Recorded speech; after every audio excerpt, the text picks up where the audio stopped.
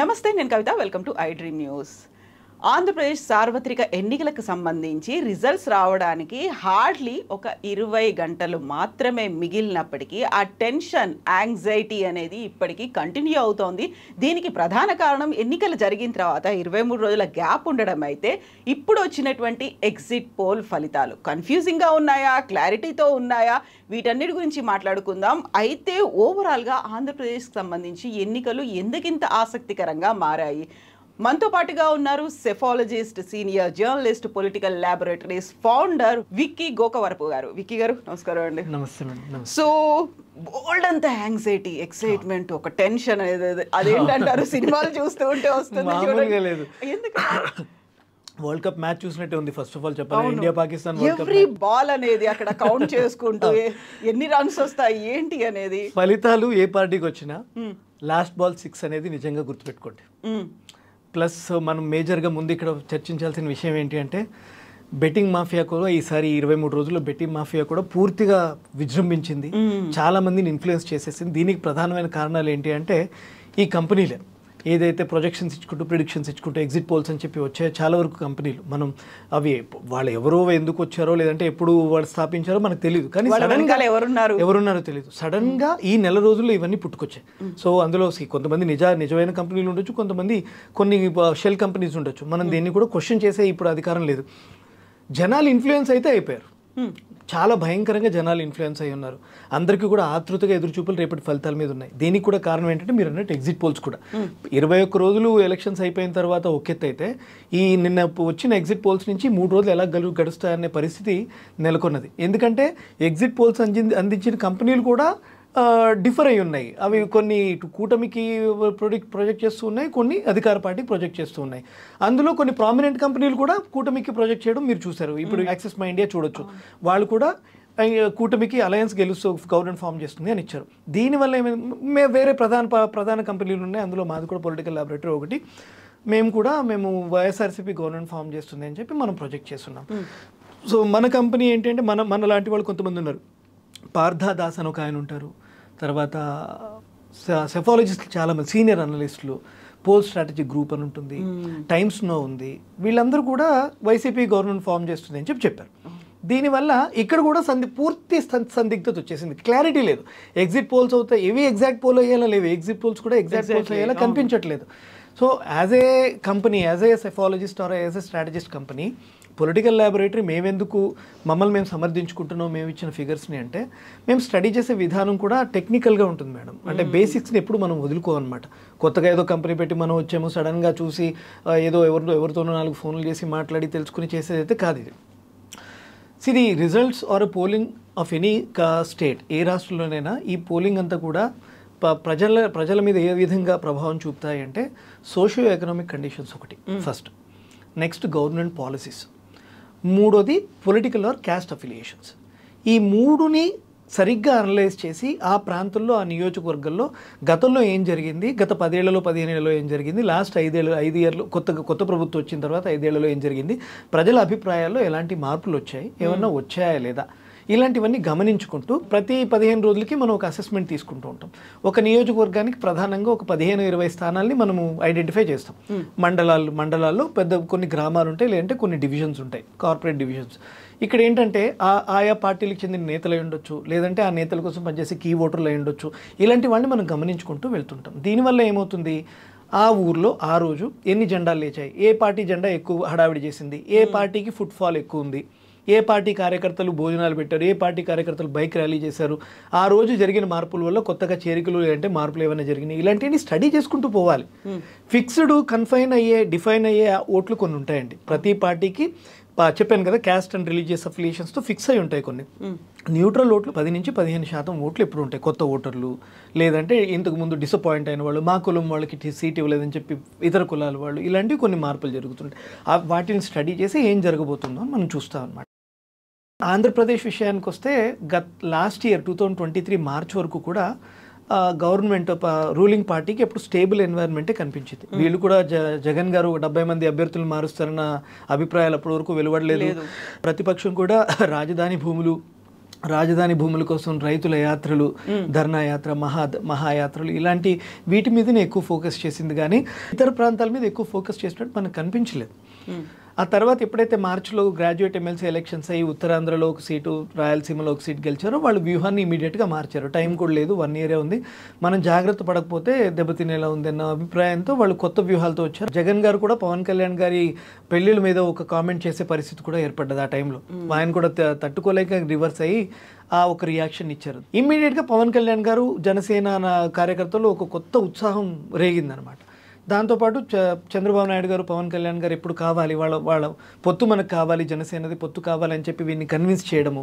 ఎప్పుడైతే ఈ టీడీపీ జనసేన చర్చలు జరుపుకున్న సమయంలో బీజేపీ వాళ్ళు ఢిల్లీ నుంచి పవన్ కళ్యాణ్ గారిని పిలుపునివ్వడం, రండి అని చెప్పి పిలిచి మీరు టీడీపీతో జత కట్టకండి, నెక్స్ట్ 2029కి మీరు బీజేపీ నుంచి సీఎం అభ్యర్థిగా మీరు ప్రొజెక్ట్ అవుతారు, ఈసారికి జగన్నే వచ్చేలా ఉన్నాడు, మనం ఎందుకు వాళ్ళని అంటే ప్రభుత్వ ఓట్లు, వ్యతిరేక ఓట్లు చీల్చొద్దని చెప్పి వాళ్ళు కన్విన్స్ చేయడం కూడా మనం చూస్తుంటాం. ఆయన పవన్ కళ్యాణ్ గారు బయట వచ్చి చెప్పారు, ప్రభుత్వ వ్యతిరేక ఓట్లు చీల్చొద్దంటున్న అమిత్ షా గారు, కానీ రాష్ట్ర ప్రయోజనాల కోసం నేను ఈ బీజేపీతో పొత్తు వదులుకుని వచ్చి నేను టీడీపీతో కలవాలనుకుంటున్నాను అని చెప్పడం. అదే సందర్భంలో చంద్రబాబు గారు అరెస్ట్ అవ్వడము, ఈయన జైలుకి వెళ్ళొచ్చిన వెంటనే రాజమండ్రి నుంచి నేను టీడీపీతో పొత్తు పెట్టుకుంటున్నాను, చంద్రబాబు నాయుడు గారు అన్కండిషనల్ సీఎం. అప్పటి వరకు స్పెక్యులేషన్ ఉండేదండి, జగన్ గారు ఇది పవన్ కళ్యాణ్ గారికి సీఎం ఇస్తే ఆయన పొత్తుకి ఓకే ఉన్నారు, 45 నుంచి 50 సీట్లు అడుగుతున్నారు, అలాగే సీఎం, డిప్యూటీ సీఎం ఆయన కూడా పవర్ షేరింగ్ ఈక్వల్గా కావాలి అని అంటున్నారని స్పెక్యులేషన్ ఉండేది.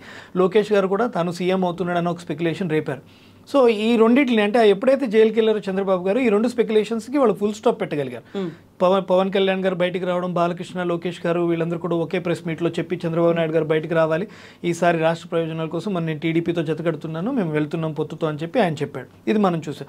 అక్కడి నుంచి ఏమైందంటే ప్రజల్లో చంద్రబాబు నాయుడు గారు మళ్ళీ ఈసారి గవర్నమెంట్ వస్తే చంద్రబాబు నాయుడు గారు సీఎం అవుతారు అనే ఒక అభిప్రాయాన్ని కార్యకర్తల్లో, వాళ్ళ సపోర్టెడ్ కమ్యూనిటీలో అంతా కూడా బలంగా చూపించగలిగారు. దీనివల్ల ఏమైందంటే కొంచెం అలయన్స్ పార్టీలు, ఈ గ్రూపుల్లో మద్దతుదారులలో కొంచెం నమ్మకం కలిగిందనమాట. అంతవరకు కూడా ఆ డివైడెడ్ మైండ్ సెట్ ఉండేది. జనసేన కార్యకర్తలు టీడీపీ కార్యకర్తలతో ఏకీభవించకపోవడము, వాళ్ళకి ఓటర్లు వీళ్ళకి ఓటర్లకి పడకపోవడం మనం చూస్తూనే ఉన్నాం. అప్పటి నుంచి మంచి సమీకరణలు చేశారు. ఆ సమీకరణలు పొత్తులో 21 సీట్లు జనసేనకు వచ్చేందుకు కూడా కొనసాగినాయి.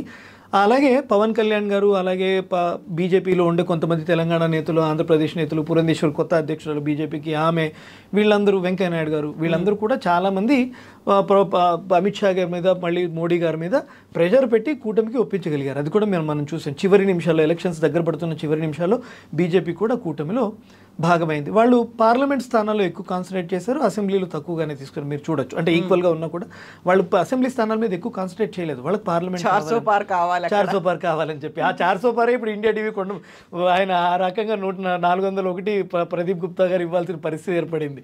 మోడీ గారు మాట నిలబెట్టాలని చెప్పి వీరు 401 అనేసారు. అది ఎంతవరకు నిజం అవుతుందో రేపు మధ్యాహ్నం చూడాలి. అదో టెన్షన్ అందరిలో ఇప్పుడు, సెఫాలజిస్టులు, అనలిస్టులు అంతా టెన్షన్. ఎందుకంటే మేము కూడా ఇండియా వైడ్ అసెస్మెంట్ చేసాం. ఇండియా వైడ్ అసెస్మెంట్లో మాకు ఎన్డీఏ 320 కన్నా ఎక్కువ కనిపించట్లేదు, ఎంత కష్టపడ్డా కూడా. మేము ఆ మాట అంటే మమ్మల్ని ఉల్టా కన్విన్స్ చేశారు. 340 ఈజీ ఉంది, మీరు అసలు అలా ఆలోచించకండి. మాకే అంటే నేను చెప్పాను కదా మేడం ఇందాక, అన్ని పార్టీల వాళ్ళతో కూడా ప్రముఖులతో మనకి ఆ సంబంధాలు ఉంటాయి. వాళ్ళకి కావాల్సిన ఇంటెల్ అంతా కూడా మనం ఇస్తున్నాం. ఇది ఇప్పుడు కాదు, 8 ఏళ్ళ నుంచి నడుస్తుంది. మనం టీవీలో యాడ్లు పెట్టి, హోర్డింగ్లు పెట్టి వెళ్ళిన సంస్థగా వెళ్ళలేదు. వీళ్ళకి ఆత్మీయులుగా వెళ్ళాం, పార్టీలకు ఆత్మీయులుగా వెళ్ళాం. ఇప్పుడు వాళ్ళు పార్టీలకి అంటే ఏ పార్టీలు ఎక్కడ అనలిస్టే మనం వాళ్ళు అడిగిన వాళ్ళకి ఇప్పుడు పలానా ప్రాంతం, పలానా 10 అసెంబ్లీలో పరిస్థితి ఎలా ఉందో, పలానా పార్లమెంట్లో ఉన్న 7 అసెంబ్లీలో పరిస్థితి ఎలా ఉంది, ఇది కనుక్కొని చెప్పండి, ఇలాంటివి వస్తుంటాయి అన్నమాట అడిగేది. ఎప్పుడో నెలకో 2 నెలలకు అడుగుతుంటారు. అలాంటివి మనం తీసిస్తాం. మన లాస్ట్ టైం కాంగ్రెస్ పార్టీకి ఎవరైతే ఇంటెల్ సప్లై చేశారో వాళ్ళకు కూడా మనం వర్క్ చేసి పెట్టాము. ఎక్కడైతే బీఆర్ఎస్ మంత్రి అభ్యర్థులు ఎవరెవరు ఉన్నారో వాళ్ళందరినీ ఎలాగ మనం ఓడగొట్టాలని కాంగ్రెస్ వ్యూహం వేసినప్పుడు ఆ టీంకి కూడా మన ఇన్పుట్స్ ఇచ్చాం. అంటే వాళ్ళు తీసుకున్నారు, అడిగి మన దగ్గర గ్రౌండ్ రిపోర్ట్ తీసుకున్న సందర్భాలు ఉన్నాయి. అక్కడ ఎవరు పాపులర్ ఉన్నారు, ఎవరైతే వీళ్ళు గెలవగలుగుతారో అలాంటివన్నీ కూడా వాళ్ళు అడిగి ఇచ్చారు. మనం అవి కూడా సప్లై చేసాం, ఆ ఇన్ఫర్మేషన్ కూడా సప్లై చేసిన సందర్భాలు ఉన్నాయి. వైఎస్ఆర్సీపీకి లాస్ట్ 5 ఏళ్ళలో ఎప్పుడు చేయలేదు. వాళ్ళకి ఐపాక్ టీం ఉంది. అంతకుముందు ప్రశాంత్ కిషోర్, మొన్న 1 year క్రితం వరకు ప్రశాంత్ కిషోర్ చేశారు. వాళ్ళ అగ్రిమెంట్స్ వాళ్ళకు ఉంటే బయట వాళ్ళని రానివ్వరు వీళ్ళు. సో మనం ఈ డిపార్ట్మెంట్లో మనం ఉండాలి, విలువలు మిగిలి ఉండాలి. ఈ స్ట్రాటజిస్ వరల్డ్లో మనలాంటి వాళ్ళు ఎవరైనా ఒక 30 ఏళ్ళు, ఈ ఇండస్ట్రీ 30 ఏళ్ళు ఎదుగుతుంది. ఆ 30 ఏళ్ళ టైంలో విలువలతో ఎవరైనా ఏదైతే బాగుంటుంది, వచ్చే వాళ్ళ తర్వాత తరం వాళ్ళు బాగుంటారన్న ఆశతో మనం ఇది ఎంచుకున్నాం. దీంట్లో ధర్మబద్ధంగా వెళ్తున్నాం. ఇప్పుడైతే దేవుడి దయ వల్ల 8 ఎగ్జిట్ పోల్స్ ఇచ్చాము. ఒక మునుగోడు విషయంలో మాకు తప్పైంది. మునుగోడు బై ఎలక్షన్ టైంలో మేము బీజేపీ గెలుస్తుందని చెప్పాను. దానికి కూడా చాలా కారణాలు ఉన్నాయి. అది నేను ఎందుకు బీజేపీ ఇవ్వాల్సి వచ్చింది దానికి ఒక పెద్ద వ్యాసం కూడా అంతకుముందు రోజే ఇచ్చేసాను. ఇలాగా బీజేపీ సర్ప్రైజింగ్గా దుబ్బాక గెలవడము, తర్వాత జిహెచ్ఎంసీ ఎలక్షన్స్లో 44 సీట్లు గెలవడము, ఎక్కడ చూసినా తెలంగాణలో బీజేపీ 10 to 25% హుజూరాబాద్ గెలవడము, 10 to 25% గ్రోత్ చూస్తుంది ఎక్కడికి వెళ్ళినా. ఆ ఒక ఉద్దేశంతో మనము అక్కడ బీజేపీ గెలవచ్చేమో అన్న ఒక, లేదంటే 10,000 ఓట్లతో ఖచ్చితంగా కాంగ్రెస్ గెలుస్తుందని కూడా మనం చెప్పాం. అదే రిపోర్ట్లో అది కూడా ఉంది. కాకపోతే ఏంటంటే ఓడిపోయాం కాబట్టి 6,000 అన్నాడు, ఈ పొలిటికల్ ల్యాబొరేటరీ మిస్టేక్ చేసిందని ఒప్పుకున్నాం. ఇంకా తప్పదు, మిస్టేక్ ఇస్ ఎ మిస్టేక్. ఆ వ్యాసం పూర్తిగా చదివితే వాళ్ళు కూడా అనుకుంటారు. తర్వాత ఎప్పుడు అలాంటి మిస్టేక్ మనం చేయలేం. తర్వాత Karnataka elections 2018, 2013, 2014 AP elections, Telangana తర్వాత ఆంధ్రప్రదేశ్ ఎలక్షన్స్, తెలంగాణ ఎలక్షన్స్, ఇవన్నీ కూడా 8 ఎగ్జిట్ పోల్స్ ఇప్పటివరకు ఇచ్చాము. 7 కూడా అక్యురేట్గానే ఉంటాయి. అక్యురేట్ అంటే టు ది నంబర్స్. మనం అందరిలాగా 90 నుంచి 120 సీట్లు వస్తుందేమో ఇలా చెప్పం మేడం. 90 నుంచి 120 అంటే 32 సీట్లు. ప్లస్ ఆర్ మైనస్ 32 అంటే గవర్నమెంట్ పడిపోతుంది మేడం. ఎక్కడ మనం చెప్తే పర్ఫెక్ట్ గా చెప్పగలిగితే 2-3 సీట్లు మీరు తీసుకోండి చాలు. 78, 80 ఇంత చెప్పగలిగితే ఇది సెఫాలజీ అవుతుంది, ఇది స్ట్రాటజీ అవుతుంది, ఇది వీళ్ళ పనితనం తెలిసిన వాళ్ళు అనుకోవచ్చు. ఖచ్చితంగా మేము అలాగే వచ్చాం ఇప్పుడు వరకు. అలాగే కర్ణాటకలో last year to the figure exact అయింది. బీజేపీ 60 స్థానాల కన్నా ఎక్కువ వెళ్ళదు అన్న 66 దగ్గర ఆగింది. So we know how to do it. మనకి ఈ పని తెలుసు, ఇష్టపడి చేస్తాం ఇది. ఇప్పుడు పోల్ మేనేజ్మెంట్ ఎవరు ఎలా చేశారు అక్కడ మనం డెప్యూట్ చేస్తాం, మన టీంని డెప్యూట్ చేస్తాం. వాళ్ళు పోల్ మేనేజ్మెంట్ ఎవరు ఎలా చేశారు, ఏ టెంట్స్ దగ్గర ఫుట్ఫాల్ ఎక్కువ ఉంది, ఏ పార్టీ కార్యకర్తల దగ్గరికి జనాలు వెళుతున్నారు, వెళ్ళి వచ్చిన తర్వాత వీళ్ళ ఆవభావాలు ఏంటి, వీళ్ళు ఏం మాట్లాడుతున్నారు, మన వాళ్ళు అడిగినప్పుడు ఏం రెస్పాన్స్ ఇస్తున్నారు, సైలెంట్ ఓటింగ్ ఎంత ఉంది, ఎందుకుంది, ఇలాంటివి మనం స్టడీ చేస్తాం. ఆంధ్ర విషయానికి వస్తే మేము ఎందుకు 108 ఇచ్చామో నేను చెప్తున్నాను మేడం. ఒకసారి మనం మీరు ఇచ్చినటువంటి ఫిగర్స్ గురించి చెప్తే అక్కడ ఆంధ్రప్రదేశ్కి సంబంధించి ఎలా ఉన్నాయి పార్టీల వారీగా. సో వైఎస్ఆర్సీపీ 108 +/- 5 ఇచ్చారు. అలయన్స్ కూటమికి 67 +/- 5 ఇచ్చారు. ఇందులో టీడీపీకి 60, జనసేన పార్టీకి 6, బీజేపీకి 1 ఇచ్చారు. అయితే ఇక్కడ నాకు ఒక యూజువల్గా కనిపించేటువంటి డౌట్ అంటే ఎలా ఏం జరిగింది అనేది. మీరు ఓట్ షేర్ అనేది కూడా ఇచ్చారు. వైఎస్ఆర్సీపీకి 41.32 ప్లస్ సైలెంట్ ఓటింగ్ కూడా ఉంది చూడండి. అవును, సైలెంట్ ఓటింగ్ 16.71 ఉంది. ఇది ఎలా ఉంటుందంటే పోలింగ్ కేసు వచ్చిన వాళ్ళని మనం కనుక్కుంటాం, అడుగుతాం. సో వాళ్ళు రెస్పాన్స్ ఇవ్వకుండా వెళ్ళిపోతారనమాట. అంటే వాళ్ళు అక్కడ ఉన్న పరిస్థితుల్లో అక్కడ ఎవరు ఉన్నారో వాళ్ళు ఎదురుగా మాట్లాడడానికి భయపడమో, లేదంటే ఎవరు కోటేసామో చెప్పడానికి వెనకాడతారనమాట. That is called silent voting. ఈ సైలెంట్ ఓటింగ్ ఎందుకు 16% వచ్చింది అని చెప్పి మళ్ళీ మనం ఒక రీరన్ చేసాం. ఎమోషన్గా ఎగ్జిట్ పోల్ చేసాం అనమాట. అంటే ఎమోషన్స్ ఆఫ్ పబ్లిక్ అది క్యాప్చర్ చేయడానికి ఒక 300 మంది టీంని డెప్యూట్ చేసాం. మార్నింగ్ మార్కెట్ టైము, కొన్ని చోట్ల వైన్ షాప్స్ దగ్గర కూడా మనం అడిగిన సందర్భాలు ఉన్నాయి ఆ రోజు. ఆ సైలెంట్ ఓటింగ్ ఫ్యాక్టర్ అంతా కూడా మళ్ళీ వైఎస్ఆర్సీపీకి ఎక్కువగా కనిపించింది. ఇది ఎందుకు నేను చెప్తాను మేడం, సైలెంట్ ఓటింగ్ అంతా కూడా వీళ్ళు ప్రభుత్వానికి వ్యతిరేకంగా వెళ్తుంది అని చెప్పి కూటమి మద్దతుదారులందరూ కూడా ఒక వోకల్ ప్రాపగాండా చేశారు. అందులో కూడా ఎక్కువ అర్ధరాత్రి వరకు జరిగింది, లేకుంటే పోల్ పర్సెంటేజ్ ఎక్కువగా నమోదవడం, ఇక్కడ నుంచి కూడా వెళ్ళిన వాళ్ళు, బయట నుంచి వచ్చిన వాళ్ళు. మీరు చూడండి, లాస్ట్ టైం లాగా 12 గంటలు 1 గంట దాకా వెళ్ళలేదు కదా మేడం. 7ంటికి అయిపోయింది పోలింగ్ ఆంధ్రాలో. ఈసారి హ్యూజ్ టర్న్అవుట్ అయింది. అందుకనే మార్నింగ్ 8 o'clock నుంచి మీకు 1 o'clockకి ఆల్మోస్ట్ 45 to 46% పోలింగ్ అయిపోయింది. ఆడవాళ్ళు అధిక సంఖ్యలో మార్నింగ్ ఉదయమే వచ్చేసారు. ఎండాకాలం అని వచ్చుంటారు అని అన్నారు, లేదంటే ఇంకోటి అన్నారు. యాంటీ ఇన్కంబెన్సీ వల్ల వచ్చారన్నారు. జగన్ గారి మీద యాంటీ వేవ్ ఏదో క్రియేట్ చేశారు కూటమి వాళ్ళు, దానివల్లనే అని అన్నారు.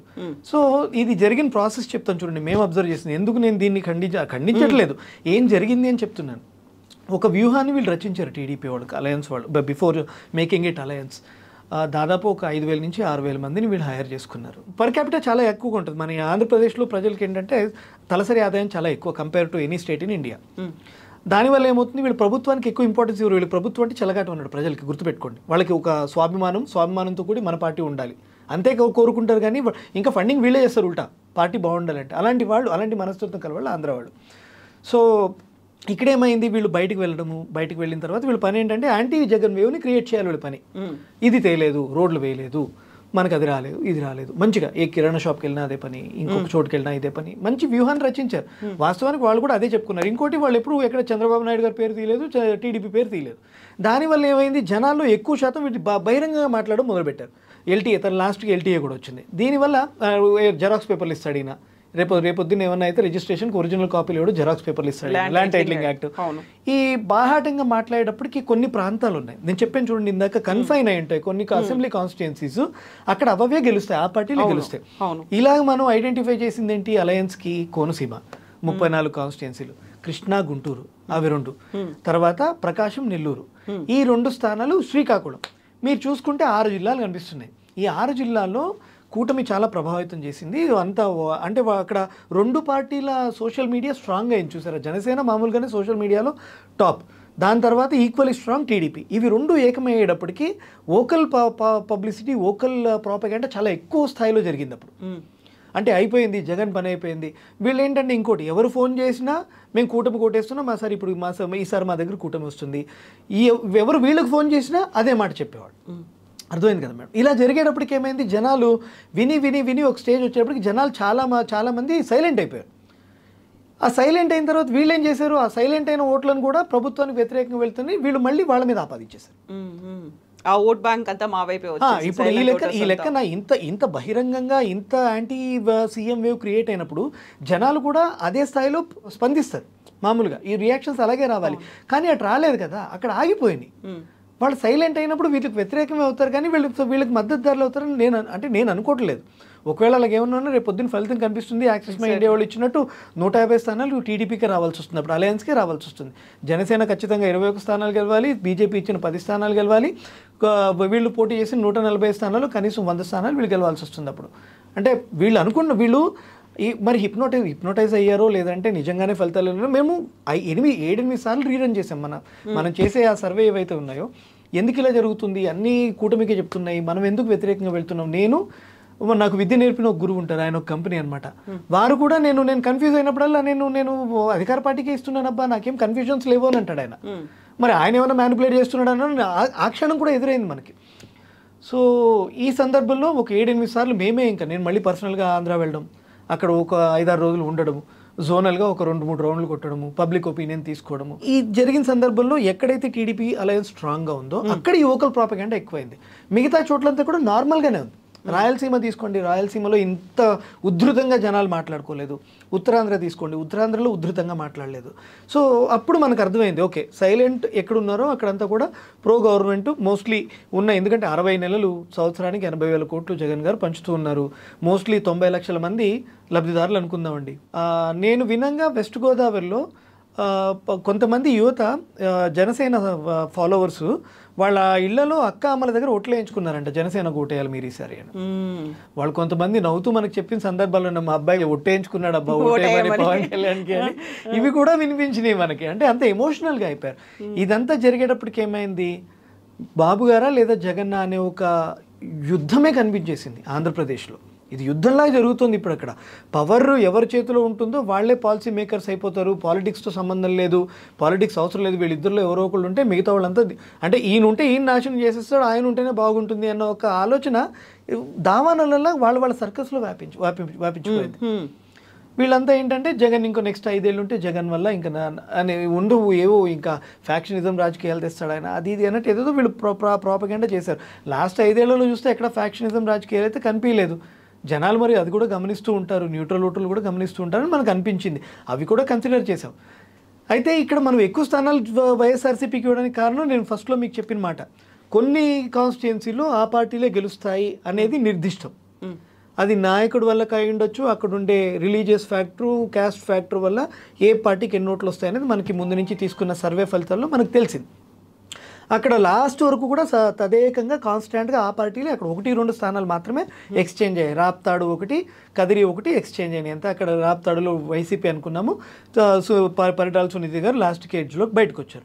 కదిరి ఫస్ట్ నుంచి టీడీపీ బెల్టే, అక్కడ వైసీపీ యాక్సిడెంటల్గా ఎగ్జిట్ పోల్లో వైసీపీ కనిపించింది.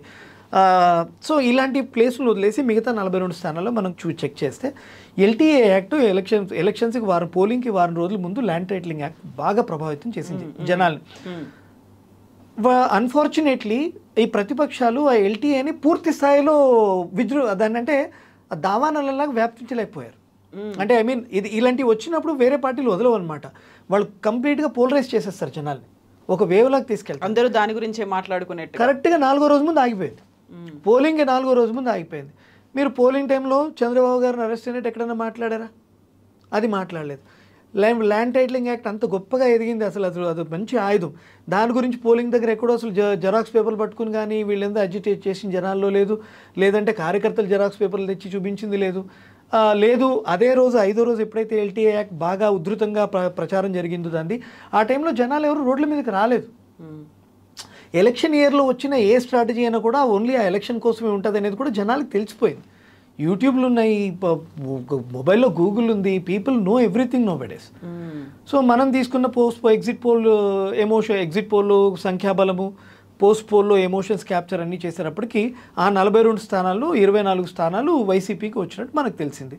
సో ఆ 76 ఈ 24 ఇచ్చి మనం ఇలాగా 103 నుంచి 108 వరకు వెళ్తుంది. అందుకే ప్లస్ ఆర్ మైనస్ నేను మనం 5 వేసాను, 103 కనిపిస్తుంది. వేరే సంస్థలతో మనం చర్చించినప్పుడు వాళ్ళు 120, 132 వస్తుంది, జగన్ గారు 132 అన్నారు, కూటమి వాళ్ళు 150 వస్తుందని అన్నారు, ఇలాగంతా చెప్పారు. పదే దాన్ని ఒకసారి పోలింగ్ అయిపోయిన తర్వాత మీరు నంబర్స్ మార్చడానికి ఉండదండి. మీరు ఇప్పుడు మనం ఎగ్జిట్ పోల్ యాజ్ ఎ సంస్థ తీసుకున్నాం. I cannot tamper my calculations with some other company. ఏదో కంపెనీ వాళ్ళు ఎగ్జిట్ పోల్ చేశారు, వాళ్ళే లెక్కలు వేరున్నాయి, నీ లెక్కలు వేరున్నాయి అంటే నేను వాళ్ళని మార్చేయాల్సి వస్తుంది, నేను నాది మార్చుకోవాల్సి వస్తుంది. I stick on to my figures. నేనైతే ఏమి ఎగ్జిబిట్ చేయగలుగుతున్నానో అది నేను అసెస్ చేసింది. మన ఫీల్డ్లో ఉన్న టీం ఏదో కొత్తగా వచ్చి ఈవేళ రేపు వాళ్ళు పనిచేసింది కాదు. 10 ఏళ్ళ నుంచి పొలిటికల్ ల్యాబొరేటరీ పనులు నడుస్తున్నాయి. ఆన్ అండ్ ఆఫ్ 2000 మంది నెట్వర్క్ మేడం 2 రాష్ట్రాల్లో మనది. తప్పులు చేయడానికి అయితే ఆస్కారం ఉండదు. అఫిలియేషన్ అయితే లేదు. నేను తెలంగాణలో పనిచేసినప్పుడు వీడు బీజేపీ ఓడు అని అన్నారు. ఇప్పుడు నేను ఏపీలో నేను చేస్తున్నందుకు వీడు తెలంగాణలో కాంగ్రెస్ పార్టీకి వచ్చిందన్నాడు, వీడు కాంగ్రెస్ వాడు, అక్కడ జగన్ గారికి ఇస్తున్నారు కాబట్టి వీడు వైఎస్ఆర్సీపీ ఓడు అని చెప్పి ట్రోల్ చేస్తున్నారు. ఇంకా తప్పదు. అలాంటి మీకు అవన్నీ ఎప్పుడు ఆగుతాయి? మనం ఇచ్చిన ఫలితం కరెక్ట్ అన్నప్పుడు, ప్రపంచం చూసినప్పుడు ఆటోమేటిక్గా వాళ్ళే ఆగిపోతారు. ఇంతకు ముందు అయితే 3-4 రోజులు తేడా ఉంటుంది, ఇప్పుడు 20 రోజులు ఎదుర్కోవాల్సి వచ్చిందండి గ్యాప్ వచ్చేటప్పటికి. అయితే ఇప్పుడు జగన్కి మీరు 108 ఇవ్వడం వెనకాల ఇప్పుడు మనం మాట్లాడుకున్నటువంటి కొన్ని సెగ్మెంట్స్ నేను ఇప్పుడు అని కాదు, అది అలా ఉంది. నెంబర్ మీరు ఏమంటారు, ప్రింట్అవుట్ ఇచ్చిందో లేకుంటే మీ సెఫాలజీ సర్వే రిపోర్ట్ బట్టి చూసుకున్నట్టయితే పరిస్థితి అలా ఉంది. అక్కడ ఉన్నటువంటి మళ్ళీ జగన్ అయితేనే బెటర్, లేకుంటే మేము జగన్కి ఓటేసాము, జగన్కి ఇన్ని సీట్లు రాబోతున్నాయి, దానికి ఉన్నటువంటి రీజన్ ఏంటి అసలు? ఒకటి 100% ఇష్యూయన్స్ ఆఫ్ నవరత్నాస్ అండి. ఒకటి. 2, ఇప్పుడు నాకు తెలిసి నేను జగన్ గారిని మెచ్చుకునే మాట కూడా కాదు, నేను మెచ్చుకోకూడదు, పర్సనల్గా నా అభిప్రాయం చెప్తాను. అందరూ నేను మళ్ళీ మెచ్చుకున్నానంటారు.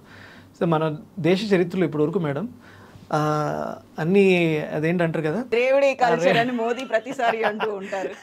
దాన్ని బట్టే ఈ నాయకులందరూ కూడా ఇలా చల్లుతూ ఉంటారు, మేము అది ఇస్తాం, మేము ఇది ఇస్తాం, అది ఇస్తాం, ఇది ఇస్తాం అని చెప్పి వీళ్ళందరికీ కూడా అష్యూరెన్సెస్ ఇచ్చుకుంటూ వెళ్తూ ఉంటారు.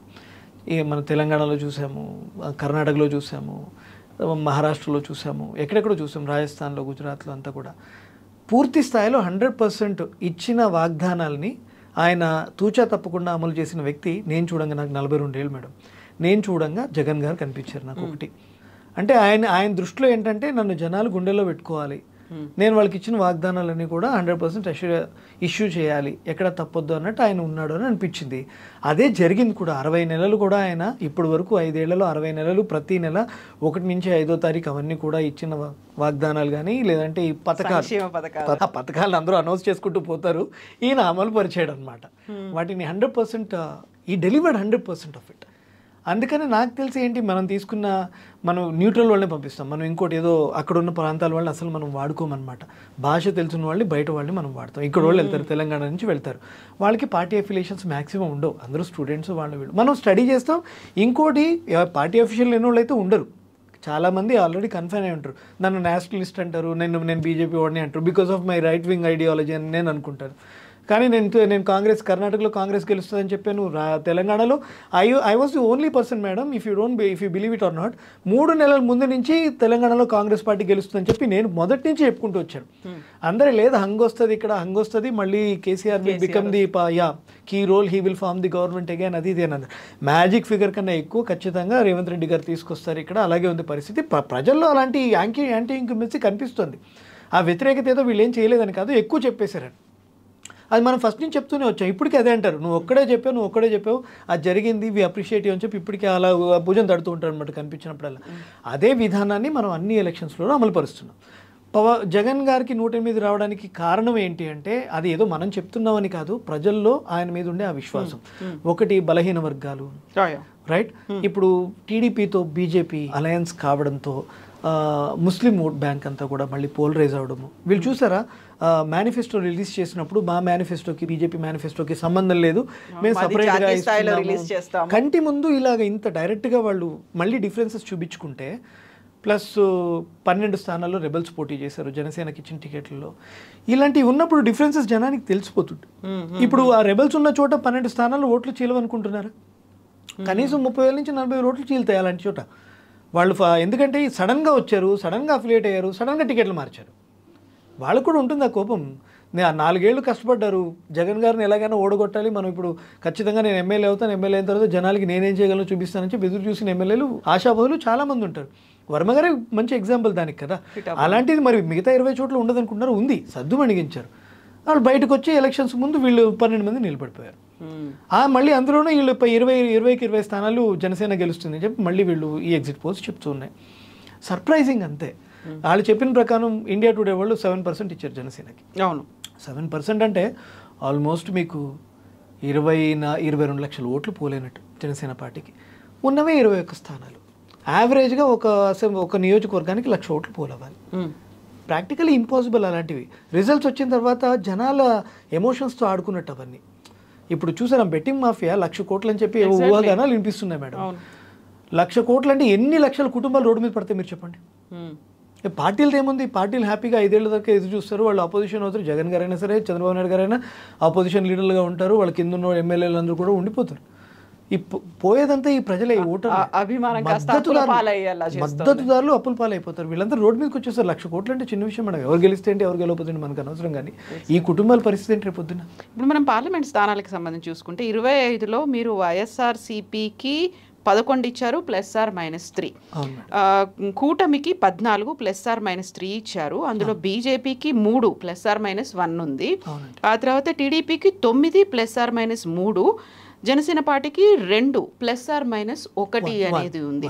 సో ఇక్కడ వైఎస్ఆర్సీపీకి తక్కువ వస్తున్నట్టుగా ఇచ్చారు. బట్ అదే పోల్ పర్సెంటేజ్ వైఎస్ఆర్సీపీకి సంబంధించి చూస్తే 41.32 ఉంది, అలయన్స్కి 38.85 ఉంది, అదర్స్ 3.12 ఉంది, సైలెంట్ 16.71 అనేది కనిపిస్తోంది. ఇక్కడ మీకు ఓటింగ్ పర్సెంటేజ్ సీట్స్కి ఎప్పుడు అంత పెద్దగా అంటే 2-3% ఎక్కువ ఉన్నా కూడా సీట్లు తగ్గుతాయండి ఒక్కోసారి. ఎందుకో చెప్తాను మీకు ఎగ్జాంపుల్. ఇప్పుడు మీరు రాయలసీమ తీసుకోండి. రాయలసీమలో వైఎస్ఆర్సీపీకి ఓట్ బ్యాంక్ ఎక్కువ, అంటే జనసేన బీజేపీ అక్కడ చాలా తక్కువ ప్రమేయం ఉంటుంది వాళ్ళది. కోనసీమ, కృష్ణా, గుంటూరు, ప్రకాశంలో ఈ 3 పార్టీల కలయిక. 3 పార్టీలు అంటే బీజేపీది మీరు లెస్ దాన్ చాలా తక్కువ పెట్టుకోవాలి. మనం గెలిస్తే 1 సీట్ అసెంబ్లీ గెలుస్తుంది. పార్లమెంట్లో 3 స్థానాలు ఖచ్చితంగా గెలిచే అవకాశాలు ఉన్నాయి. ఎందుకంటే అక్కడ బీజేపీ అదే 400 వాళ్ళు టచ్ అవ్వాలని అనుకుంటున్నారు. అఫిలియేషన్తో ఉన్న చోట చాలామంది. ఇప్పుడు సీఎం రమేష్ గారు నేను చెప్పాను బీజేపీ టికెట్ తీసుకున్నారు, పురంధేశ్వరి గారు ఉన్నారు. ఒకవేళ బీజేపీ నిజంగానే అఫిలియేషన్ వీళ్ళతో కంటిన్యూ చేస్తే టీడీపీతో అలయన్స్ పర్వాలేదు, రేపొద్దున మళ్ళీ వాళ్ళు బయటికి రావాలనుకున్నారు అనుకోండి, వాళ్ళు భవిష్యత్తులో ఏం చూస్తారు, ఏదో ఒక పార్టీ ఓట్లు వీళ్ళు పోలరైజ్ అవ్వాలని చూసుకుంటారు.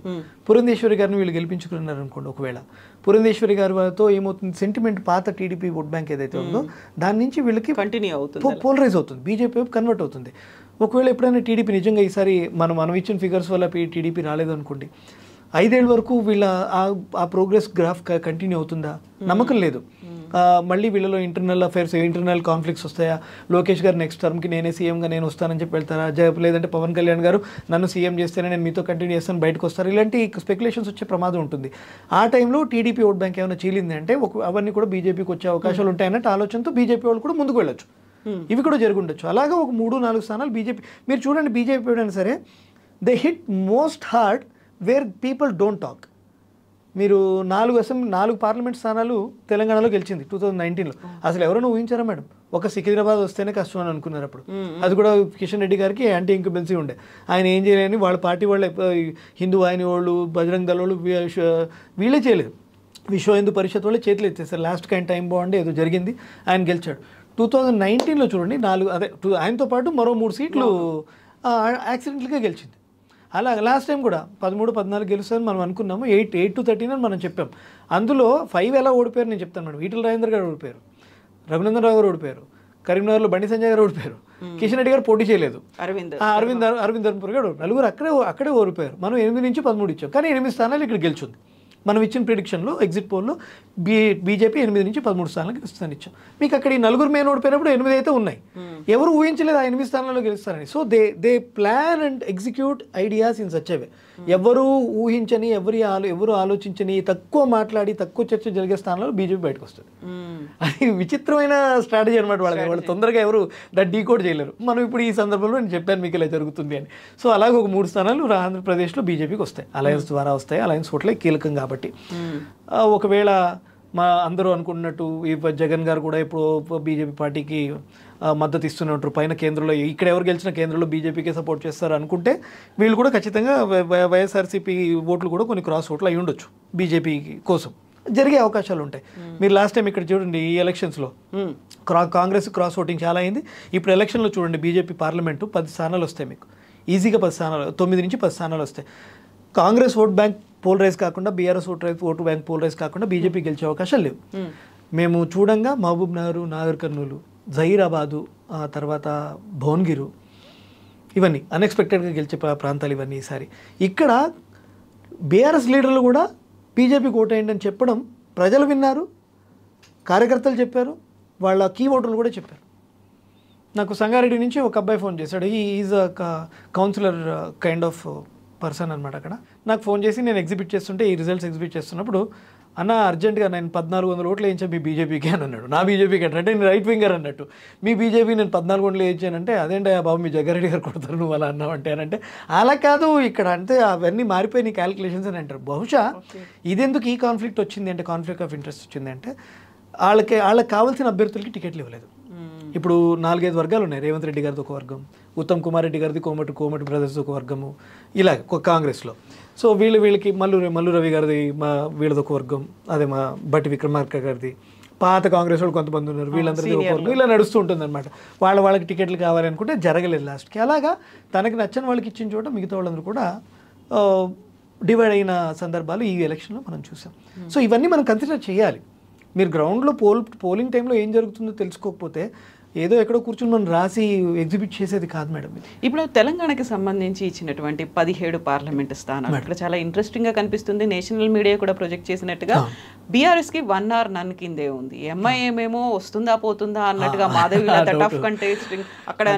ఓవరాల్గా 17 పార్లమెంట్ స్థానాలు ఎలా అనిపించాయి మేడం? మనం చూసి అబ్జర్వ్ చేసాము.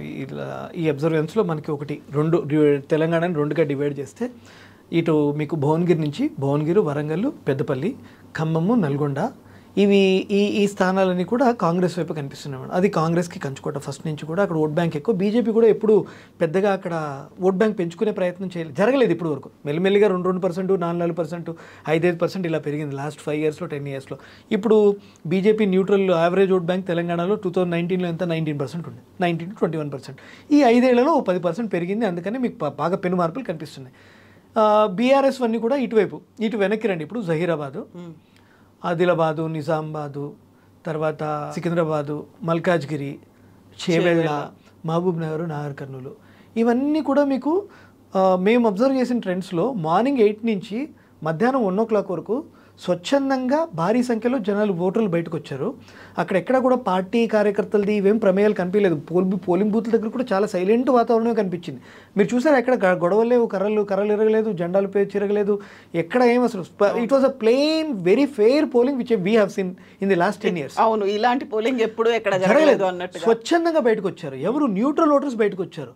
ఇళ్ళకెళ్ళి పిలిచిన వాళ్ళు కనిపించలేదు. సో ఇక్కడంతా కూడా మనం ఈ ట్రెండ్స్లో ఏంటి, ఆల్రెడీ 4 స్థానాలు బీజేపీలో ఉన్నాయి, అవి రిటైన్ అవుతున్నాయని తెలిసింది. ఒకటి ఆ ట్రెండ్స్లోనే రిటైన్ అవుతుంది.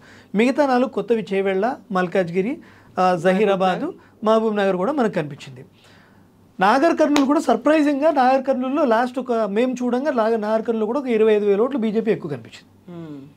పైచీలకు 25,000 ఓట్లు పైచీలకు కనిపించింది. క్యాండిడేట్ కొత్త ఆయన, వాళ్ళ నాన్నగారు ఇంతకుముందు ఎంపీ భరత్ గారు కొత్త ఆయనే.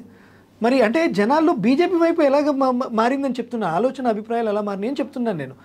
చాలు చూసాం కదా, సర్లే ఈసారికి అయోధ్య రాముడు గుడి కట్టాడు, జనాలు ఉంది అది. మోడీ అయోధ్య రాముడు గుడి కట్టాడు, ఈసారి మోడీ కాదు ఫ్యాక్టర్, రాముడు కాపాడాడేమో బీజేపీని తెలంగాణలో అనుకుందాం మనం. ఆయన ప్రమేయం 10% ఉంటే 90% అయోధ్య రాముడు గుడి కనిపించింది తెలంగాణలో. ఓవరాల్గా దేశవ్యాప్తంగా కూడా ఇలా జగమంతా రామమయం లాగా దేశవ్యాప్తంగా కూడా రామమయమేనా? ఎందుకని 400 పార్ అని పెట్టుకున్నప్పుడు ఇప్పుడు వచ్చినటువంటి ఎగ్జిట్ పోల్ కూడా 400 పార్ అన్నప్పుడు అది ఇక్కడ మనం ఆంధ్రప్రదేశ్కి సంబంధించి చూసుకుంటే లాంగ్వేజ్ బ్యారియర్ కనిపించిందా, లేకపోతే ఇక్కడ ఉన్న వాటి మీద జోగ్రఫీ ఎలా ఉంది, ఇక్కడ ఉన్నటువంటి పరిస్థితులు ఎలా ఉన్నాయి, ఇవన్నీ ఏం చూడలేదా? ఎందుకు ఇంత క్లియర్ డిఫరెన్స్ ఉంది? మేడం సౌత్లో ఎప్పుడు కూడా మీరు చెప్తున్నాం కదా, క్యాస్ట్ అండ్ రిలీజియస్ అఫిలియేషన్స్ ఎక్కువ పనిచేస్తాయి సౌత్లో ఎప్పుడు కూడా. మనం ముందు మన క్యాస్ట్, మన లీడర్, మన పార్టీ. రీజనల్ పార్టీస్ ఎందుకు సర్వే అవుతున్నాయి ఇక్కడ లోకల్గా? మరి కర్ణాటకలో కూడా మొన్నటి వరకు జేడీఎస్ చూసారా, మొన్న 19 స్థానాలు వచ్చినాయి, కానీ అప్పటి వరకు కూడా ఈ రీజనల్ పార్టీసే ఇక్కడంతా కూడా చక్రం తిప్పేవి. మీరు టీడీపీ తీసుకోండి, ఇప్పుడు వైఎస్ఆర్సీపీ తీసుకోండి, లేదంటే బీఆర్ఎస్ తీసుకోండి, కర్ణాటకలో జేడీఎస్ తీసుకోండి, తమిళనాడులో ఇంకోటి తీసుకోండి, డిఎంకే, ఏఐడిఎంకే, ఇవన్నీ కూడా రిలీజియస్ పార్టీస్. ఇక్కడ లోకల్కి ఎక్కువ స్ట్రెంగ్త్ ఉంటుంది. బీజేపీ లాంటి నేషనల్ పార్టీ. కాంగ్రెస్ ఎందుకు ఉంటుంది అంటే, కాంగ్రెస్ ఇప్పుడు కాదు, 70 years పార్టీ, అని బెసెంట్ స్థాపించిన పార్టీ, నెహ్రూ గారు తీసుకొచ్చిన పార్టీ. వాళ్ళు గుర్తుని ఎంతగా ఇంప్లాంట్ చేశారంటే మన మెదళ్లలో హస్తం గుర్తుని, ఇంకొక 5-6 తరాలలో కూడా హస్తం అనేది ఒక పొలిటికల్ సింబల్ మన ఇండియాలో. ఇంకో 10 ఏళ్ళు కానీ 10 తరాలు పోనీయండి, ఆ గుర్తులు అలా వస్తాయి. ఇలాంటి గుర్తుల్లో బీజేపీ కమలము ఇప్పుడు ఇటీవల కాలంలో, లాస్ట్ మోడీ గారు వచ్చిన తర్వాత, ఫస్ట్ టర్మ్లో కూడా మోడీ గారే గెలిపించారు అంతే, మోడీ వేవే. సెకండ్ టర్మ్ కూడా మోడీ వేవే. థర్డ్ టర్మ్ వచ్చేటప్పటికి బీజేపీ కమలం గుర్తు కొంచెం ఎలివేట్ అవ్వడం మొదలైంది. మీరు సౌత్లో తీసుకుంటే తెలంగాణ సెకండ్ డోర్ అయింది, కర్ణాటక ఫస్ట్ డోర్, ఇప్పుడు తెలంగాణ సెకండ్ డోర్ అయింది. ఇక్కడ ఎందుకు బీజేపీ గెలిచింది అంటే, వాళ్ళ రాజకీయాలు మీకు తెలుసు. So they divide and rule policy ఏం పెట్టుకోరు, కానీ అలాంటివి కనిపిస్తూ ఉంటాయి మీకు. బయటికి చెప్పరు, కానీ పార్టీల మధ్యలో కుమ్ములాటని వీళ్ళు అడ్వాంటేజ్గా తీసుకుంటారు. వీళ్ళు పెట్టరు కుమ్ములాట, వీళ్ళు అడ్వాంటేజ్గా తీసుకుంటారు దాన్ని. ఇంకోటి, బీజేపీకి గవర్నమెంట్ ప్రభుత్వాన్ని కూల్చి వాళ్ళు ప్రభుత్వాన్ని ఇంటరిమ్ గవర్నమెంట్ ఫామ్ చేస్తారన్న ఒక అభిప్రాయాలు ఉన్నాయి. ఇలాంటి చోట స్వాభిమానం కల ప్రజల్లో ఇలాంటి పార్టీలకి తొందరగా వెల్కమ్ యాక్సెప్ట్ చేయరు. మీరు తెలంగాణలో మాత్రమే 9-10 స్థానాలు వస్తున్నాయి, ఆంధ్రాలో 3 వస్తున్నాయి, అది కూడా అలయన్స్ వల్ల వస్తున్నాయి. తమిళనాడు, కేరళలో ఒకటే 10 అని చెప్తున్నారు కదా. వాళ్ళు చెప్తారు మేడం. ఇప్పుడు 400 పార్, మీరు 400 పార్ అని అడిగారు, అప్కి బార్ 400 పార్ అంటే మీరు ఎప్పుడు కూడా వాళ్ళది నినాదం తీసుకోండి. और एक बार మోడీ సర్కార్, ఫిర్ ఒక బార్ మోడీ సర్కార్ అని అంటారు. ఇలాంటిది వాళ్ళది నినాదం. అది ఆ నినాదంలో ఏం చేశారు, ఔరేక్ బాయ్ ఇస్ బార్ 400 పార్ అని చెప్పి మోడీ గారు పిలుపునిచ్చారు. మొన్న కూడా మోడీ గారు ఒక 15 రోజుల క్రితము మంచిగా ఒక టీవీ షో, ఒక బిజినెస్ షో అనుకుంటా, ఆ రోజు అందరితో ఆయన మాట్లాడుతున్నప్పుడు ఈ నినాదం గురించి మాట్లాడినానంటే ఆయన నవ్వాడు అనమాట. నేను సింపుల్గా ఇస్ బార్ 400 పార్ అని అన్నాను, వాళ్ళకి అర్థం కాలేదు. వాళ్ళందరూ కూడా నై హోతా 400 పార్, నై హోతా 400 పార్ అని అన్నారు. నేను ఎందుకు అదన్నాను, మీరు గవర్నమెంట్ ఫామ్ చేయరు అన్నట్టు ఆయన ఇల్లీకి ఇచ్చాడు అనమాట. Mentally he played them, emotionally he played them. నేను 400 పార్ అవుతుంది అన్నప్పుడు, లేదు గవర్నమెంట్ మాది అని చెప్పాలి, కానీ లేదు మేము 400 దాటనివ్వని అన్నారు అని అన్నాడు. అంటే that was strategy played by them. అది కూడా ఆయన ఒప్పుకున్నాడు. వీళ్ళు 350, 360, ఇండియా యాక్సిస్ మై ఇండియా వాళ్ళేమో 400 ఇస్తున్నారు. యావరేజ్గా మేము తీసుకున్న ఇన్పుట్స్ అంటే ఇప్పుడు నేను సౌత్ నుంచి నేను చాలా కంపెనీలకి నార్త్ వాళ్ళకి హెల్ప్ చేస్తూ ఉంటాను. అదే కోవలో నాకు కూడా నార్త్ నుంచి నా ఇన్ఫర్మేషన్ మేము షేర్ చేసుకుంటాం అనమాట. చాలా ప్రామినెంట్ కంపెనీస్తో పనిచేస్తాం. మాలాంటి ఆసక్తి కలవాళ్ళు ఈ ఇండస్ట్రీలో బాగా ఉండాలి, మెలగాలి, మనం మంచి పని చేయాలి, తెలుసుకోవాలి, అంటే నేర్చుకోవాలి ఈ విధానాన్ని అని అనుకునే వాళ్ళతో కొన్ని కంపెనీలతో మనకు అసోసియేషన్ ఉంది. సో ఆ కంపెనీలతో మనం చర్చించి మనం తీస్తే హైయెస్ట్, అంటే we respect each others opinion. మనకి పైకి వెళ్తే మనకు నిజంగానే తెలియదు, ఛత్తీస్గఢ్లో ఏం జరుగుతుంది, అస్సాంలో ఏం జరుగుతుంది, అరుణాచల్ ప్రదేశ్లో ఏం జరుగుతుందో తెలియదు. We need their support. అలాగా మనం 10 ఏళ్ళ నుంచి పనిచేస్తున్న వ్యవస్థ ఇది.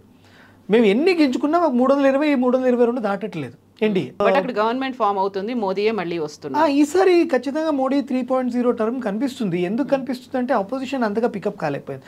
కానీ కాంగ్రెస్ అలోన్గా 100 స్థానాలకి రీచ్ అయ్యే అవకాశాలు అయితే ఈసారి కనిపిస్తున్నాయి. కాంగ్రెస్ పార్టీ ఇండియా కూటమి కాకుండా కాంగ్రెస్ అలో 100 స్థానాలు చేరే అవకాశాలు అయితే కనిపించినాయి అన్ని రాష్ట్రాల నుంచి. సో ఈ డిఫరెన్స్ అనేది ఎందుకు కనిపించింది జాతీయ పార్టీలో, పర్టికులర్గా యాక్సిస్ మై ఇండియాకి సంబంధించి? All ice were on axis my India, survey ఏమొస్తుంది అనుకున్నప్పుడు ఇక్కడ ఉన్నటువంటి, నేను రీజనల్ సంస్థలు అని చెప్పను, కాకపోతే మన వాళ్ళు డెవలప్ చేసింది, మీరు కావచ్చు, ఆరా కావచ్చు, ఇలా 4-5 సంస్థలు అయితే ఖచ్చితంగా వైఎస్ఆర్సీపీ వస్తుంది, చూస్తూ ఉండండి, దే మే గో రాంగ్ అనే ఒక మాట కూడా. ఇంత డిఫరెన్స్ అనేది ఎందుకు కనిపించింది? ఇంతకుముందు మేడం 2023, 2018, 2019 ఈ ఎలక్షన్స్లో మన సంస్థ ఆరా కానీ ఇంకోళ్ళు కానీ ఇండియా టుడే వాళ్ళు యాక్సిస్ మై ఇండియా అవన్నీ ఆల్మోస్ట్ ఎప్పుడు ఒకేలా ఉండేవి. అంటే మా పనితీరు కరెక్ట్ అన్నట్టు అందరివి ఒకేలా ఉండే. 1-2 స్థానాలు అంతే డిఫరెన్స్. అందరిలో అక్యురేట్గా నేను ఒకటి ఇచ్చేవాడిని, 1-2 స్థానాలు డిఫరెన్స్ ఇస్తాను, మిగతా వాళ్ళందరూ 10-20 స్థానాలు డిఫరెన్స్ చూపిస్తారు. సో ఈసారి ఈ యాక్సిస్ మై ఇండియా వాళ్ళు యూజువల్గా మేము చెప్పాను కదా, ఇప్పుడు ఇదే గ్యాంగ్ అందరం కూడా కమ్యూనికేషన్లో ఉంటాం యూజువల్గా. నువ్వేమైనా కొత్తగా ఫైండ్ అవుట్ చేసావా, నీకేమైనా తెలిసిందా, మాకు ఇలా తెలిసింది, పలానా minister big time is losing big time. ఇప్పుడు కవిత గారి విషయంలో కూడా చూడండి, మన వాళ్ళ ఇప్పుడు ఆ కేసులో ఇంకొక దోషి ఉన్నారు ఆంధ్ర నుంచి, మీరు ఐడియా ఉండుంటుంది, మాగుంట గారు. ఆయన వాళ్ళ అబ్బాయి కంటెస్ట్ చేస్తారని ఫస్ట్ అన్నారు. ఆయన పేరు కేసులో ఇరుకుంది కాబట్టి మళ్ళీ వాళ్ళ నాన్నగారు కంటెస్ట్ చేశారు. ఇలాంటి డీటెయిల్స్ అన్ని కూడా చాలా డెప్త్గా వెళ్తుంటాం అనమాట. ఆయన ఎందుకు ఇంకా అనౌన్స్ చేయలేదు, టీడీపీ ఎందుకు ఇంకా టికెట్ అనౌన్స్ చేయలేదు అన్నప్పుడు మనకి ఇది తెలిసింది, అబ్బాయి పేరు అందులో ఉంది కాబట్టి మళ్ళీ ఏమైనా ఇష్యూస్ అవుతాయేమో అని చెప్పి ఈసారి వాళ్ళ నాన్నగారే మళ్ళీ టికెట్ తీసుకున్నారు. ఇలాంటివి మనం తెలుసుకుంటాం. ఈ కంపెనీలే ఇవన్నీ కూడా ఇంట్రికేట్ డీటెయిల్స్ అన్ని మనతో చర్చిస్తుంటాయి. ఈ చర్చ పోలింగ్ రోజు వరకు జరిగింది, ఎగ్జిట్ పోల్ తెల్లారి 11-12 కూడా మేము చేస్తూనే ఉన్నాం. వాళ్ళు షేర్ చేయలేదు, అప్పటి వరకు మనకేం షేర్ చేయలేదు డీటెయిల్స్. మనం ఏం ఇవ్వాలో, మన దగ్గర నుంచి ఏం తీసుకోవాలో, వేరే కంపెనీ నుంచి ఏం కావాలో అవన్నీ ఇంటెల్ అంతా ఇచ్చుకుంటూ వచ్చారు, తీసుకుంటూ ఉన్నారు. మీది ఎందుకు ఇంకా ఎగ్జిట్ చేయలేదు అంటే, లాస్ట్ టైం ప్రదీప్ గుప్తా గారు మిస్ చేశారు, 2 గుజరాత్ ఛత్తీస్గఢ్ మిస్ అయింది కాబట్టి ఆయన ఈసారి చాలా సీక్రెటివ్గా సెన్సిటివ్గా ఉన్నాడు. Is making so many assessments. ఒక 5 నిమిషాలు, ఒక ఎగ్జిట్ పోల్ టైంకి ఒక 5 నిమిషాలు ముందు మాత్రమే రివీల్ చేస్తారంట అని చెప్పారు.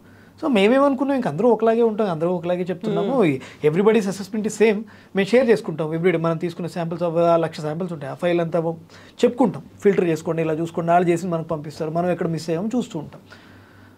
సో వాళ్ళు కూడా అదే ఇస్తారేమో అని చెప్పి మనం ఆగిపోయాం. ఇక సాయంత్రం 6 గంటలకి వాళ్ళు ఇచ్చిన రిపోర్ట్ అంతా కూడా అసలు మాకు వ్యతిరేకమని నేను అనను, అసలు అది అసందర్భంగా అనిపించింది. వాళ్ళు ఇచ్చిన ఫిగర్స్ కూడా, వాళ్ళు 23 స్థానాలు 22 స్థానాలు కూటమికి వస్తుంది అని అంటున్నారు.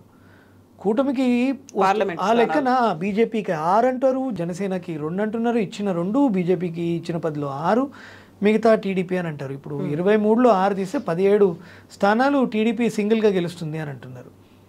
సరే సార్, మనం ఎక్కడో మిస్ చేసామేమో, మనం తప్పు చేసాం, లేదు నిజంగానే యాంటీ ఇంకంబెన్సీ ఉంది, యాంటీ జగన్ వేవ్ ఫుల్ రాష్ట్ర వ్యాప్తంగా వెళ్ళింది, మనం స్టడీ చేయలేకపోయామో అని చెప్పి కొంచెం టెన్షన్ పడ్డాం, వదిలేసాం. ఇంకా సరే రిజల్ట్ రోజు ఏదైతే అది, కానీ మనం ట్రోల్ చేస్తే ఒకరోజు చేస్తారు కదా, వదిలేద్దామని వదిలేసాం.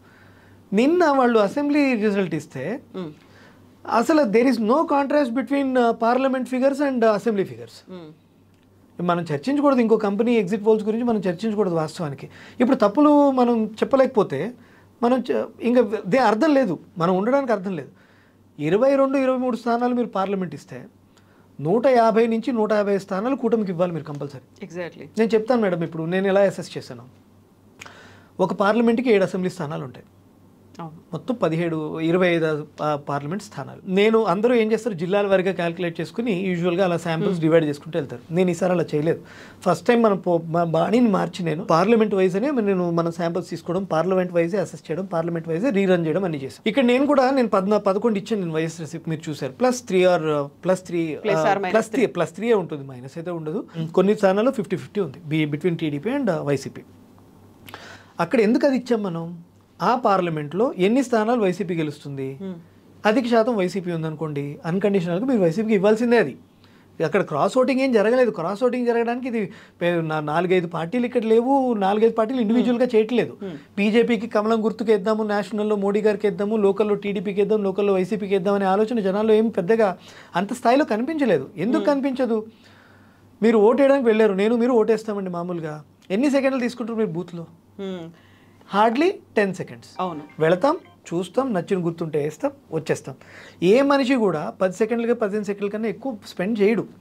10 సెకండ్లే వెళ్ళడానికి, చూడడానికి, ఆ గుర్తు పెట్టి మీ వీవీప్యాట్ చూడడానికి 10 సెకండ్లు అయిపోతుంది. ఆ సౌండ్ వచ్చే ముందే బయటకు వచ్చేస్తారు, అందులో బీప్ వచ్చే ముందే. మీరు 2 గుర్తులకి వేయడానికి ఒక నియోజకవర్గంలో ఇప్పుడు 2.5 లక్షల ఓట్లు పోలేని, 2 నుంచి 2.5 లక్షల ఓట్లు పోలేని ఒక్కొక్క నియోజకవర్గంలో. అంటే 8 గంటల్లో 2.5 లక్షల మంది ఎన్ని నిమిషాలు స్పెండ్ చేస్తే 2.5 లక్షల మంది పూర్తి చేయగలుగుతారు చెప్పండి? 80%. ఒక్కొక్కరికి ఎన్ని నిమిషాలు కావాలి అప్పుడు? అలా అసాధ్యం. అది వాళ్ళకి కన్ఫైన్ అయి ఉంటారు, వాళ్ళకి తెలుసు. ఈ వైఎస్ఆర్సీపీకి వేయాలనుకున్న వాళ్ళందరూ వైఎస్ఆర్సీపీకి వేస్తారు, కూటమికి వేయాలనుకున్న వాళ్ళు కూటమికి వేస్తారు. ఇదే జరుగుద్ది అంతే. కూటమికి ఏమవుతుంది, BJP symbol parliament BJP symbol అనుకోండి, వాళ్ళ అఫిలియేటెడ్ సైకిల్ ఉంటుంది, లేదా జనసేనకి గ్లాస్ ఉంటుంది. మిగతా చోట అంతా సైకిలే కదా ఉండేది. బీజేపీ 10 స్థానాలు తీసుకున్నారు కదా, ఆ 10 స్థానాల్లో మాత్రమే కమలం ఉంటుంది. మీరు ఇప్పుడు చెప్పండి, వైసీపీకి వేసి వాళ్ళు క్రాస్ అవుట్ చేసి మళ్ళీ సైకిల్కి వేస్తారనుకుంటున్నారా, లేదా సైకిల్కి వేసి వైసీపీకి పార్లమెంట్కి వేస్తారనుకుంటున్నారా? అంత ఆలోచన మాకు డిఫరెన్స్ కూడా మీరు చూసారా?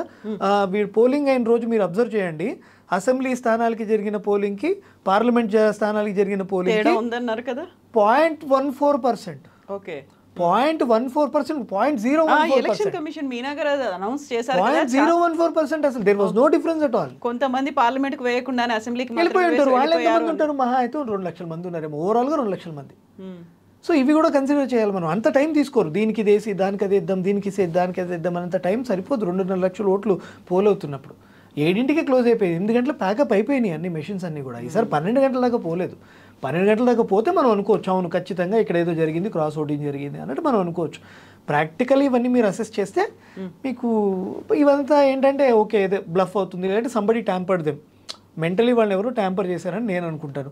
నన్ను ఎవరైనా ట్యాంపర్ చేశారని నేను హిప్నటైజ్ అయ్యానని నాకు డౌట్లు వస్తాయి. ఇన్ని కంపెనీలన్నీ కూటమికి ఇస్తున్నాను, ఒక్కడనే వైసీపీకి ఇస్తున్నానంటే నేను కూడా హిప్నటైజ్ అయ్యానేమో అనిపిస్తుంటుంది. కానీ పనిని నమ్మిన వాళ్ళము దేవుడి దయ వల్ల పనే చేస్తాం కాబట్టి స్టాటిస్టిక్సే మాట్లాడాలి.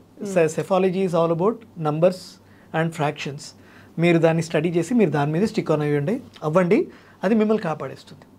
సో వికీ గారు, మనకు లెస్ దాన్ 24 hours మాత్రమే ఉంది. రేపు ఈ టైం కల్లా కంప్లీట్ క్లియర్ మొత్తానికి వచ్చేస్తుంది కాబట్టి విల్ టాక్ వన్స్ అగైన్. రేపు మళ్ళీ మనం మాట్లాడుకుందాం ఓవరాల్ గా ఈ లెక్కల్లో ఎక్కడ తప్పులు వచ్చాయి, ఎవరెవరు ఎందుకని చేశారు, మ్యానిపులేట్ చేయాల్సిన అవసరం ఏమింది, వెనకాల ఎవరున్నారు, వీటన్ని మోస్ట్ ప్రాబబ్లీ నేను ఇప్పుడు చెప్పిన ఇంటర్వ్యూలో పాయింట్లే మళ్ళీ రిపీట్ అవుతాయేమో అంతే. డెఫినెట్లీ దెన్ మళ్ళీ మనం మాట్లాడుకుందాం అండి. థ్యాంక్ యూ సో మచ్ అండి. See you again అండి. Thank you so much for having me, madam. Thank you, Vicky garu. Thank you.